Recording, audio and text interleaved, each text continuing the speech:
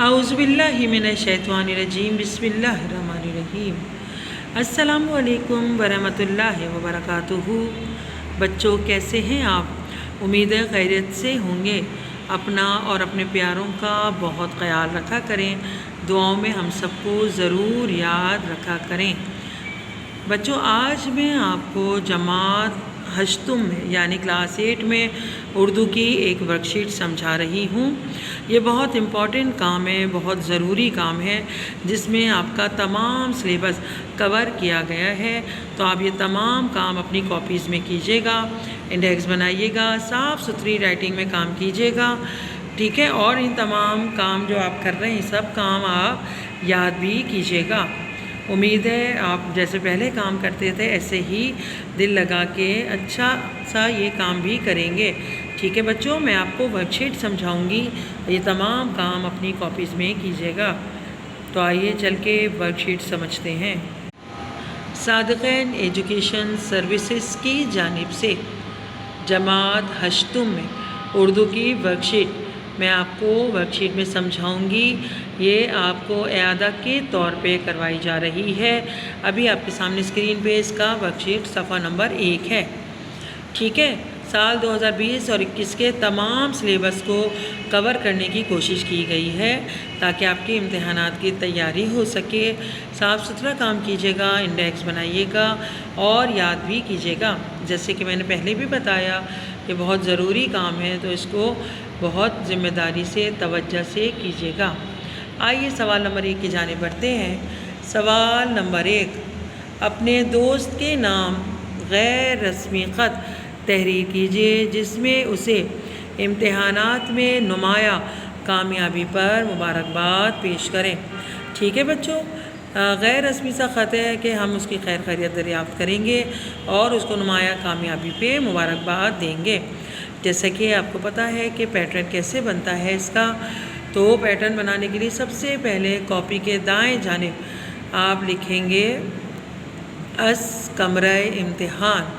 آپ کو ہم بورڈ کی تیاری کرواتے ہیں تو آپ لکھیے گا اس کمرہ امتحان کوما، اس کے نیچے لکھیے گا الف ب جیم کوما، پھر اس کے نیچے لکھیے گا کراچی فل اسٹاپ، ٹھیک ہے بچوں؟ پھر اس کے نیچے مرغہ یا تاریخ، جس تاریخ کو آپ کام کریں گے وہ تاریخ ڈلے گی۔ پھر کاپی کے بیچ میں آپ لکھیں گے میرے پیارے دوست اور دوست کا نام یا میری پیاری سہیلی، اور اس کے فوراً نیچے لکھیں گے السلام علیکم، ٹھیک ہے بچوں؟ یہ تو آپ کا ہو گیا خط کا پیٹرن۔ اب پہلا پیراگراف آپ کا ہوگا کہ آپ خیر خیریت پوچھیں گے بھی اور اپنی بھی بتائیں گے کہ میں یہاں خیریت سے ہوں، امید ہے تم بھی خیریت سے ہوں گے۔ اور لکھیں کہ پھر دوسرے اس میں لکھیے گا کہ تمہارے خط سے تمہاری کامیابی کا پتہ چلا کہ تم امتحانوں میں اچھے نمبروں سے کامیاب ہو گئے ہو، میری طرف سے بہت بہت مبارک ہو تمہیں، اللہ تعالیٰ تمہیں ایسی ہی کامیابی نصیب کرے۔ تو اس طرح آخر میں پھر آپ خیر خیریت کے چھوٹے بہن بھائی کو سلام، اپنے اماں ابا کو سلام، چھوٹے بہن بھائیوں کو پیار دینا، تمہارا مخلص دوست یا تمہاری مخلص دوست، ٹھیک ہے بچوں؟ یہ ہو گیا آپ کا سوال نمبر 1۔ سوال نمبر 2، ملک کی موجودہ صورتحال پر کرونا وائرس کی وجہ سے ہونے والے معاشی اور تعلیمی نقصانات پر روشنی ڈالیے۔ مضمون کم از کم 2 صفحات پر مشتمل ہونا چاہیے۔ کرونا وائرس کی وجہ سے ہونے والے معاشی تعلیمی نقصانات 2 صفحات پہ ایک اچھا سا مضمون ایسا لکھیے گا جو جماعت ہشتم کے لحاظ سے ہو کہ کرونا وائرس ایک ایسا وبائی مرض جو کہ 2019 میں ہمارے ملک میں بلکہ پوری دنیا میں ایسا پھیلا جس کی وجہ سے نہ صرف تعلیمی نقصان ہوا بلکہ معیشت بھی تباہ ہو گئی۔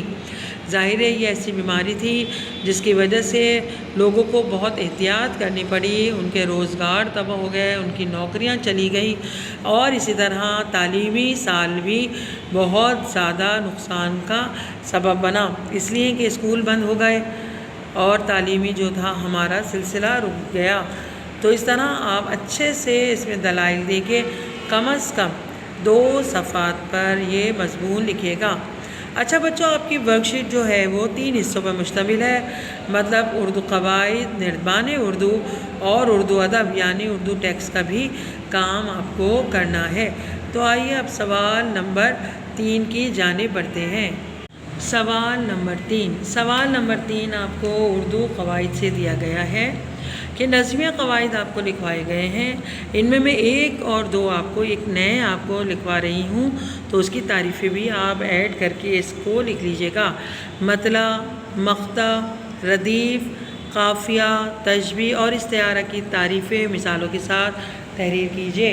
اب جیسے کہ آپ کو پتہ ہے مطلع غزل یا نظم کا پہلا شعر جس سے غزل ہماری شروع ہوتی ہے مطلع کہا جاتا ہے، اس کی مثال لکھ دیجئے گا۔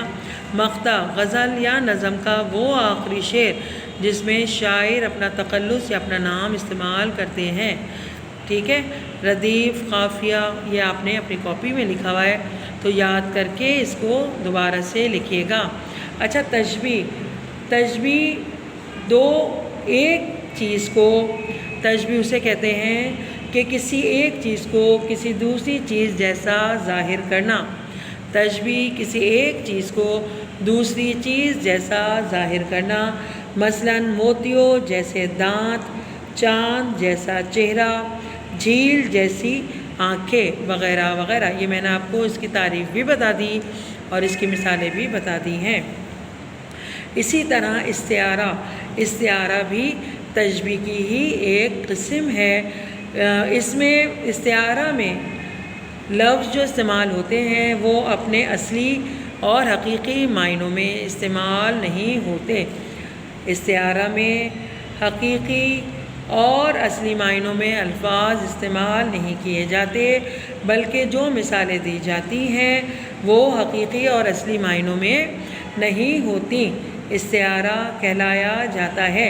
اس کی مثال ایسی ہے کہ ہمارے یہ جو 9 میٹرک کی آپ کی کتاب ہے اردو کی، اس میں سر راہ شہادت یا اس جیسی اس میں حضرت جو ہے وہ حمزہ کا ذکر کیا گیا ہے۔ اسی طرح ہم کسی واقعے میں حضرت علی کا ذکر کرتے ہیں تو ان کو شیر سے تشبیہ دیتے ہیں، یا حضرت عباس کا کہ وہ کربلا کے میدان میں شیر جیسی بہادری دکھائی۔ تو استعارہ کا مطلب یہ بنا کہ ایسے الفاظ جو اپنے اصلی اور حقیقی معنوں میں استعمال نہیں کیے جاتے، ٹھیک ہے بچوں؟ تو یہ آپ اپنی کاپیز میں لکھ لیجئے گا۔ سوال نمبر 4، مندرجہ ذیل الفاظ کے جوڑوں پر غور کیجئے، ہر لفظ کا مطلب واضح کرتے ہوئے انہیں جملوں میں استعمال کیجئے، ٹھیک ہے بچوں؟ اب یہ بھی ایک طرح سے متشابہ الفاظ، جیسے میں نے ابھی آپ کو بتایا صدا اور دوسری صدا، دونوں کے معنی الگ ہیں، آپ کو دونوں کے حساب سے جملے بنانے ہیں۔ شیر، برس اور پروا۔ اب اس کا ایک کا میں بتا دیتی ہوں، باقی آپ نردبان اردو میں دیکھیے گا، وہاں پہ کام موجود ہے۔ صدا، سین سے صدا ہمیشہ، صاد سے صدا آواز دینا، ٹھیک ہے بچوں؟ تو ان تمام الفاظ کے آپ کو جملے بنانے ہیں۔ سوال نمبر آپ کا آ گیا ہے 4۔ سوال نمبر 4 ہے آپ کا، مندرجہ ذیل جملوں میں متشابہ الفاظ علیحدہ کر کے لکھیں۔ یہ کام بھی آپ کے نردبان اردو میں کروایا جا چکا ہے۔ اچھا، یہ سارے جملے آپ لکھیں گے اور سامنے کالم بنا کے متشابہ الفاظ الگ کر دیں گے۔ مثال کے طور پہ نذیر کی سالگرہ پر بے نظیر نے خوبصورت تحفہ دیا، تو یہ نذیر اور نذیر دونوں آپ سائڈ میں کالم بنا کے لکھ دیجئے گا۔ آئیے سوال نمبر 5 کی جانب بڑھتے ہیں۔ مندرجہ ذیل الفاظ کے مترادف اور متضاد لکھیے۔ یہ بھی نردبان اردو میں آپ کر چکے ہیں۔ ایک لفظ ہے اندھیرا، اس کا آپ کو متضاد بھی لکھنا ہے اور اس کا آپ کو مترادف بھی لکھنا ہے۔ مثلا اندھیرا کا متضاد کیا ہوگا؟ اجالا، اور اس کا مترادف کیا ہوگا؟ تاریکی، ٹھیک ہے بچوں؟ خزاں، ظلم، زندگی، بہادر اور مشکل، ان کے مترادف بھی لکھے گا اور متضاد بھی لکھے گا۔ اس ورک شیٹ پہ صفحہ نمبر 1 کا آخری سوال نمبر 6، مندرجہ ذیل اسماء مفعول کو اپنے جملے میں استعمال کیجیے۔ دل گرفتہ، ٹوٹا ہوا دل، مظلوم جس پر ظلم کیا جائے، معبود جس کی عبادت کی جائے، پوشیدہ چھپا ہوا، اور خداداد قدرتی۔ ان الفاظ کو اپنے جملوں میں استعمال کیجیے گا۔ آئیے صفحہ نمبر 2 کی جانب بڑھتے ہیں۔ جی بچوں، صفحہ نمبر 2 پہ سوال نمبر 7، مندرجہ ذیل محاورات کی مدد سے خالی جگہ پر کیجیے۔ یہ مشق بھی آپ نردبان میں کر چکے ہیں۔ یہ سارے محاورات ہیں: قیامت برپا ہونا، جنگل میں منگل ہونا، آبرو خاک میں ملانا، جان میں جان آنا۔ تو یہ آپ کو نیچے جملے دیے گئے ہیں، ان جملوں میں محاورات آپ کو بھرنے ہیں۔ اوپر سے دیکھ کر احسن اور علی کیا آئے گا؟ یک جان دو غالب، ٹھیک ہے۔ احمد نے بہت ڈیش کی مگر کہیں کامیاب نہ ہوا۔ آپ کو پتہ ہے محاوروں میں آگے کا لفظ ہم بدل سکتے ہیں۔ احمد نے بہت بھاگ دوڑ کری، احمد نے بہت ہاتھ پاؤں مارے مگر کامیاب نہ ہو سکا، ٹھیک ہے بچوں۔ تو یہ آپ کو 10 جملے دیے گئے ہیں، اس میں اوپر سے دیکھ کر آپ محاورات بھر لیجئے گا۔ سوال نمبر 8 کی الف، مندرجہ ذیل ضرب الامثال کو قوسین میں دیے گئے درست الفاظ کی مدد سے پر کیجیے۔ نمبر 1، ایک مچھلی پورے ڈیش کو، تالاب آئے گا یا سمندر؟ ضرب الامثال میں ہے ایک مچھلی پورے تالاب کو گندا کرتی ہے۔ اسی طرح 1 2 3 4 5 6 دیا ہوا ہے، یہ کام بھی نردبان میں ہے۔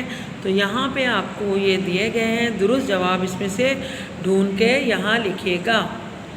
پھر اس کے بعد آئیے اب سوال نمبر یہ آپ کا ہے 8، اس کے بے کی جانب بڑھتے ہیں۔ جی بچوں، تو یہ بے ہے، اس میں فاعل قیاسی اور اس میں فاعل سماعی آپ کو علیحدہ علیحدہ کالم میں لکھنے ہیں۔ فاعل قیاسی ایسے جو کسی خاص قاعدے کے مطابق ہو اور اس کے آخر میں والا یا والی لگے، ٹھیک ہے بچوں۔ فاعل قیاسی ایسے اسم ہوتے ہیں جن کو ہم بدل کے، فاعل ہے جو اسم کے بعد لاحقہ لگانے سے بنتا ہے، ٹھیک ہے۔ فاعل قیاسی جو آپ کا ہے وہ ہے والا یا والی، اور سماعی میں آپ لاحقے کی مدد سے اس کو الفاظ بناتے ہیں۔ یہ آپ کا صفحہ نمبر 55 پہ کیا گیا ہے کام۔ وہاں حق پر بولنے والے کم تھے، بولنے والے، تو یہ آپ کا کیا ہو گیا؟ فاعل قیاسی۔ یوں تو کاموں کو اٹکانے والے کیا ہو گیا؟ فاعل قیاسی۔ اسی طرح نمبر 4 پہ سرمایہ دار ظاہر لاحقہ لگا کے کیا گیا ہے، تو یہ فاعل سماعی ہو گیا۔ تو یہ کام بھی آپ کو اپنی کاپی میں کرنا ہے۔ آئیے صفحہ نمبر 3 کی جانب بڑھتے ہیں۔ صفحہ نمبر آپ کا 3 اور سوال نمبر 9 کا آپ کو نظر آ رہا ہوگا الف، مندرجہ ذیل اسماء میں سے اسماء ذات، اسماء مصغر، اسماء مکبر علیحدہ علیحدہ کالم میں لکھے گا۔ یہ کام میں آپ کو ریویژن کے طور پر کروا بھی چکی ہوں، نردبان میں صفحہ بھی ہے آپ کا اس کا۔ تو آپ کو اسماء ذات، ٹھیک ہے، اسماء مصغر اور مکبر کالم بنا کے علیحدہ کیجیے گا۔ جیسے انگور، آگ، اسماء ذات، بتنگڑ، بات کہتے ہیں نا، بات کا بتنگڑ، تو اسماء مکبر، بٹیا مصغر، بچونگڑا مصغر، بھیا جو ہے وہ آ گیا آپ کا مکبر، پتیلا مکبر۔ تو جتنے الفاظ ہیں وہ کالم بنا کے آپ مصغر مکبر اسماء ذات میں تحریر کیجیے گا۔ اب اس کا بے ہے، مندرجہ ذیل جملوں میں سے اس میں مکبر اور مصغر علیحدہ کالم میں لکھے، ٹھیک ہے بچوں۔ یہ آپ جملے اتاریں گے اپنی کاپی میں، اس کے آگے 2 کالم بنائیں گے، جو مصغر کا ہوگا مصغر میں، مکبر کا ہوگا مکبر میں۔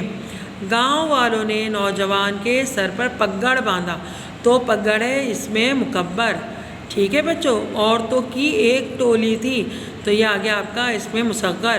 اسی طرح آپ یہ 6 جملوں کو مصغر اور مکبر کے کالم میں لکھ لیجئے گا۔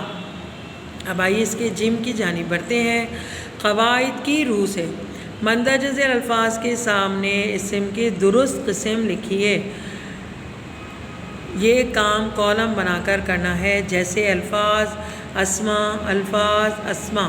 ٹھیک ہے بچوں، تو یہ آپ کالم بنا لیجیے گا۔ جو الفاظ ہیں اس میں الفاظ، اور جو اسما ہیں ان میں اسما لکھ دیجیے گا۔ اسما کہتے ہیں اسم کی جمع اسما۔ ٹھیک ہے، تو جو نام ہے وہ نام کے کالم میں، اور جو الفاظ ہیں وہ الفاظ کے کالم میں۔ مطلب شہر، دوات، محل، یہ آپ کا ہو گیا اسما۔ آس پاس، صبح سویرے، کئی سالوں سے، یہ آپ کے ہو گئے الفاظ۔ ٹھیک ہے، تو آئیے سوال نمبر 10 کی جانب بڑھتے ہیں، اور یہ آپ کا صفحہ نمبر 3 پر دیا گیا آخری کام ہے۔ مندرجہ ذیل الفاظ میں سے اسماء فاعل اور مفعول علیحدہ کالم میں لکھے۔ اب کالم بنائیے گا اسماء فاعل اور اسماء مفعول۔ جیسے کہ آپ کو پتہ ہے فاعل کام کرنے والے کو، اور مفعول جس پر کام کیا جائے۔ نردبان اردو کا صفحہ ہے، یہ بھی کالم بنا کے لکھ لیجیے گا۔ ٹھیک ہے بچوں، شفیق، مجاہد، تھانے دار، محافظ، مشہور، ان میں سے جو آپ کو لگے اسماء فاعل ہیں وہ اسماء فاعل کے کالم میں، اور جو اسماء مفعول لگے اسے اسماء مفعول کے کالم میں لکھ دیجیے گا۔ تو آئیے صفحہ نمبر 4 کی جانب بڑھتے ہیں۔ صفحہ نمبر 4، سوال نمبر 11۔ مندرجہ ذیل اسماء کے اسماء کیفیت لکھیے۔ اسماء کیفیت، یہ بھی آپ کو نردبان میں کروایا جا چکا ہے۔ کیفیت لکھنی ہے، جیسے اچھا سے اچھائی، ٹھیک ہے، بچہ سے بچپن، سچائی، شوقی، دلیری، گدائی، حاکمیت، ٹھیک ہے، کڑواہٹ۔ تو یہ آپ اس کو کاپی میں لکھ لیجیے گا۔ سوال نمبر آپ کا آ گیا 12۔ مندرجہ ذیل مصادر کے اسماء معاوضہ لکھیے۔ اسماء معاوضہ، سینا سے سلائی، پیسنا سے پسوائی، یہ آپ نے کیا ہوا ہے، تو یہ بھی آپ کر لیجیے گا۔ اس کے بعد سوال نمبر 13۔ مندرجہ ذیل اصوات کی اسماء لکھیے۔ اصوات صوت یعنی آوازیں، کہ یہ کس کس کی آوازیں ہیں، تو کالم بنائیے گا، اصوات لکھیے گا ہیڈنگ ڈال کے، اور سامنے لکھیے گا کہ کس کس کی آوازیں ہیں۔ ہنہناہٹ گھوڑے کی، پھنکار سانپ کی، سائیں سائیں خاموشی۔ ٹھیک ہے بچوں، تو یہ جو بھی دیا ہوا ہے چھن چھن ٹین ٹین، یہ کس کس کی آوازیں اس کے سامنے لکھ دیجیے گا۔ اسی طرح بے آپ کو دیا گیا ہے۔ مندرجہ ذیل اسماء، پہلے اصوات دی گئی تھی، صوت، آوازیں، اب آپ کو نام دیے گئے، ان کے آگے آپ کو ان کی آوازیں لکھنی ہیں۔ جیسے بلی کی کیسی آواز نکلتی ہے، میاؤں میاؤں۔ دل، دھک دھک۔ بادل، گڑ گڑ گڑ گڑ۔ ٹھیک ہے بچوں، تو یہ کام بھی آپ کو اپنی کاپیز میں کرنا ہے۔ تو آئیے اب اردو ادب کی جانب بڑھتے ہیں۔ جی بچوں، نظم ہم کا مرکزی خیال یاد کیجیے گا اور پھر لکھیے گا۔ آپ کی کتاب میں نظم ہم دی گئی ہے، اس کا مرکزی خیال آپ کو لکھوایا جا چکا ہے، تو آپ اس کا مرکزی خیال یاد کیجیے گا اور لکھیے گا۔ ٹھیک ہے بچوں، سوال نمبر 15۔ درج ذیل اشعار کی تشریح نظم اور شاعر کے حوالے کے ساتھ لکھیے۔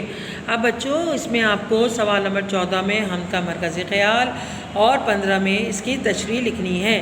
یہ ہم کا ہی آپ کو ایک بند دیا گیا ہے، تو اس کا حوالہ لکھیے گا شاعر کا، اور اس کی تشریح لکھیے گا اور یاد بھی کیجیے گا۔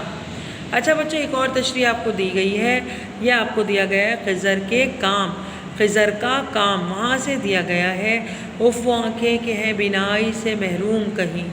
ٹھیک ہے بچوں، تو یہ آپ 2 بند ہیں، ان کی تشریحات بھی یاد کریے گا اور لکھیے گا۔ اب آ جائیے سوال نمبر ہمارا آ جاتا ہے 16۔ مندرجہ ذیل سوالات کے جوابات تحریر کرنے ہیں۔ بچوں یہ 4 سوال دیے گئے ہیں، 2 آپ کے ہیں احترام انسانیت، ٹھیک ہے، سائنسی ایجادات اور ملی وحدت، یہ سب کام آپ نے کاپی میں کیا ہوا ہے، یاد کیجیے گا اور اس کو دوبارہ سے لکھ لیجیے گا۔ سوال نمبر آپ کا آ گیا 17۔ سبق ملی وحدت یا شہید پاکستان کا خلاصہ تحریر کرنا ہے۔ ٹھیک ہے بچوں، امید ہے یہ ورک شیٹ آپ کو سمجھ میں آ گئی ہوگی۔ یہ 4 صفحات پہ مشتمل ورک شیٹ ہے۔ اس کا تمام کام آپ کو اپنی کاپیز میں کرنا ہے۔ بچوں امید ہے آپ یہ ورک شیٹ جماعت ہشتم کی اردو کی میں نے جو کرائی ہے یہ سمجھ گئے ہوں گے۔ بچوں جیسا کہ آپ کو لکھا ہوا بھی نظر آ رہا ہے اور میں نے بھی آپ کو بار بار بتایا ہے کہ یہ ورک شیٹ بہت ضروری ہے، تمام سلیبس کو کور کیا گیا ہے، تو یہ تمام کام آپ اپنی کاپیز میں کیجیے گا، اس کو یاد کیجیے گا، انڈیکس بنائیے گا تاکہ آپ کی امتحانات کی تیاری بھی ہو سکے اور ورک شیٹ دینے کا مقصد بھی پورا ہو سکے۔ امید ہے آپ کو ورک شیٹ میں دیا گیا تمام کام سمجھ میں آ گیا ہوگا اور ظاہر ہے یہ کام آپ نے اپنی کاپیز میں نڈبان اردو میں کیا بھی ہوا ہے۔ اپنا اور اپنے پیاروں کا بہت خیال رکھیے گا، دعاؤں میں ہم سب کو ضرور یاد رکھیے گا۔ جزاک اللہ خیر، بہت شکریہ، اللہ حافظ۔